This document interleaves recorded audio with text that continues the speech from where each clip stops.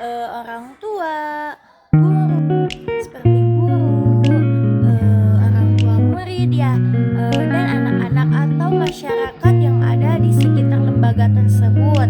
Nah, yang terakhir itu ada sebagai pendukung kebijakan pendidikan. Nah, bagaimana sih akibat administrasi yang terabaikan itu? Nah, salah satunya yaitu koordinasi antar bagian sekolah jadi kacau karena tidak adanya komunikasi. Nah, yang kedua, kebijakan tidak sampai ke guru dan murid, jadi hanya di satu pihak saja karena tidak melibatkan semua pihak. Nah, yang ketiga, sumber daya bisa dipakai boros atau salah sasaran karena tidak dikoordinasi atau tidak terstruktur administrasinya. Jadi pengelolaan tersebut jadi kacau gitu, tidak sesuai sasaran yang akan dicapai. Nah, selanjutnya yang terakhir itu transparansi dan tanggung jawab sekolah melemah. Jadi strategi yang ada di sekolah itu menjadi lemah gitu.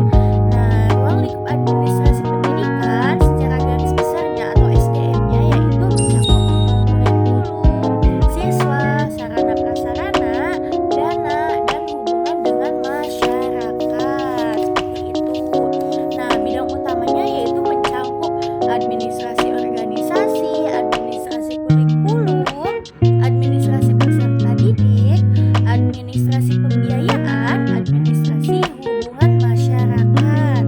Nah, kalau bagian yang lebih rincinya itu ada pelaksanaan kurikulum, administrasi tata usaha, administrasi tenaga pendidik dan kependidikan, ada juga administrasi keuangan sekolah. Jadi itu adalah bagian-bagian yang paling rinci dalam administrasi pendidikan. Lalu, apa aja sih komponen administrasi pendidikan itu? Yaitu mencakup seperti yang tadi ya, yaitu tenaga kependidikan. Seperti SDM di sekolah ya, sumber daya manusia. Seperti tenaga struktural, tenaga fungsional, dan tenaga penyelenggaraan pendidikan.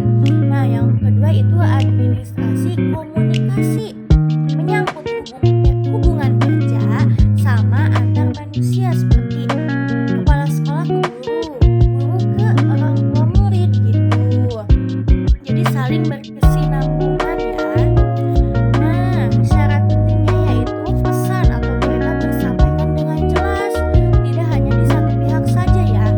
Nah, lalu penerima paham maksudnya dan bisa menerima, jadi tidak hanya menyampaikan kepada orang tersebut, tetapi orang tersebut yang kita sampaikan harus bisa memahaminya, jangan cuma iya-iya aja begitu ya.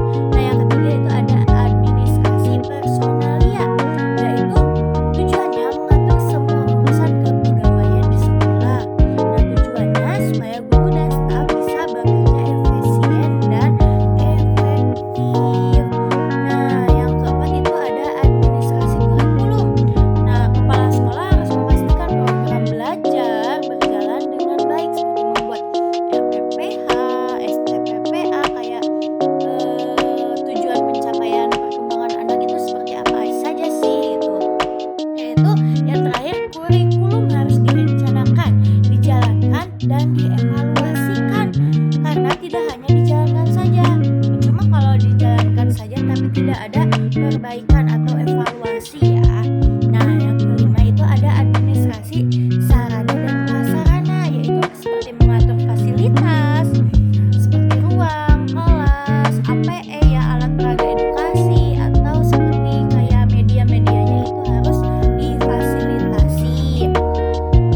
Nah, kegiatannya merencanakan seperti membeli atau mengadakan, kayak membuat ya dari barang bekas juga itu bisa menjadi termasuk ke dalam sarana dan prasarana. Nah, yang terakhir itu ada administrasi kesiswaan, seperti mengatur semua hal tentang siswa dari awal masuk sampai lulus, seperti